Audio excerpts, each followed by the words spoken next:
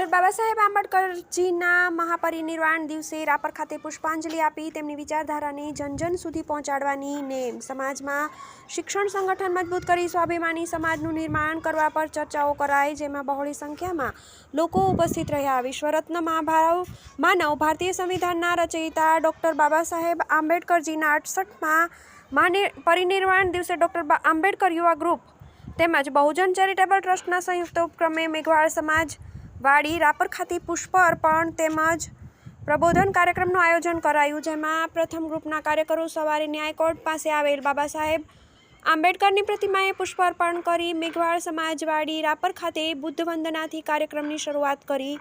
બાબા સાહેબ આંબેડકરજીને પુષ્પ અર્પણ કરી અભિવાદન કર્યા બાદ સભા યોજાઈ હતી. સભાને સંબોધતા ડૉક્ટર આંબેડકર યુવા ગ્રુપના સંયોજક અશોકભાઈ રાઠોડે પ્રાસંગિક પ્રવચન આપી સમાજને સંગઠિત રહેવા આહ્વાન કર્યું, તેમજ વધુમાં જણાવ્યું હતું કે સમાજમાં એકતા અને ભાઈચારો વધે એ હેતુથી આજનું દરેક યુવાન કાર્ય કરશે તો આપણે આપણા બંધારણીય અધિકારો બચાવી શકીશું અને સમાજને સુરક્ષિત કરી શકીશું. બાબા સાહેબ આંબેડકરજીએ કહેલ કે જ્યાં સુધી બંધારણ સુરક્ષિત છે ત્યાં સુધી હું જીવિત જ છું, પણ આજે બાબા સાહેબનું બંધારણ સુરક્ષિત નથી એવું સ્પષ્ટપણે દેખાય છે, કેમ કે હાલે પરિસ્થિતિ એવી છે કે જે સંવિધાનમાં લખેલ છે એ અમલમાં નથી અને જે દેશમાં થઈ રહ્યું છે એ સંવિધાનમાં ક્યાંક લખેલ નથી. એટલે આ લોકતાંત્રિક વ્યવસ્થાને જાળવી રાખવા જ્ઞાતિ અને ધર્મથી ઉપર આવીને આપણે આપણા બંધારણીય અધિકારોને બચાવવાનું કાર્ય કરવું પડશે અને આ કામ માટે પ્રથમ લોકોએ જાગૃત થવું પડશે. લોકોમાં જાગૃતિ આવશે ત્યારે જ નવા ભારતનો ઉદય થશે. જેથી લોકોને જાગૃત કરવા સંગઠન દ્વારા સતત જનજાગૃતિના કાર્યક્રમો ચાલુ છે અને અવારનવાર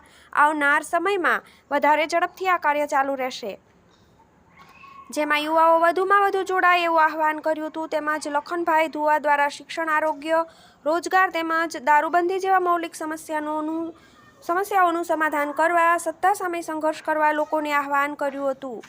સમગ્ર કાર્યક્રમનું સંચાલન ડૉક્ટર આંબેડકર યુવા ગ્રુપ રાપર શહેરના પ્રમુખ સંજયભાઈ પરમારે કર્યું હતું. તેમજ કાર્યક્રમને સફળ બનાવવા ડૉક્ટર આંબેડકર યુવા ગ્રુપ રાપર તાલુકા પ્રમુખ દિલીપભાઈ ગોહિલ, બહુજન ચેરિટેબલ ટ્રસ્ટના પ્રમુખ સુંદરભાઈ, સમસ્ત રાપર તાલુકા મેઘવાળ સમાજ ટ્રસ્ટના પ્રમુખ નરેન્દ્રભાઈ સોલંકી, ચૌહાણ ધર્મેશભાઈ સોલંકી, મહેન્દ્રભાઈ મુછડિયા, દિનેશભાઈ રાજાભાઈ ગોહિલ, પાંચાભાઈ મકવાણા, ખાનજીભાઈ ભટ્ટી, ભરતભાઈ પરમાર, ઉદયભાઈ ગોહિલ, રમેશભાઈ ગોહિલ, જયેશભાઈ પરમાર, નારણભાઈ સમિયા, બાલાભાઈ મેરિયા, કાનજીભાઈ મેરિયા, બિપિનભાઈ ડોડિયા, દિનેશભાઈ વાઘેલા, સંજયભાઈ ગોહિલ, જીગરભાઈ પરમાર, રામજીભાઈ ભટ્ટી, દામજીભાઈ જાદવ, હેમંતભાઈ ડોડિયા, સમાજના આગેવાનો અર્જણભાઈ ગોહિલ, પૂજાભાઈ સોલંકી, મોહનભાઈ ગોહિલ, નરસિંહભાઈ ચૌહાણ, વેરશીભાઈ સોલંકી, કાંતિભાઈ રાઠોડ, અમૃતભાઈ રાઠોડ સહિત રાપર તાલુકાના ભરમાંથી સમાજના આગેવાનો, યુવાઓ, મહિલાઓ સહિત બહોળી સંખ્યામાં લોકો ઉપસ્થિત રહ્યા હતા. TV18 news bureau chief Rathod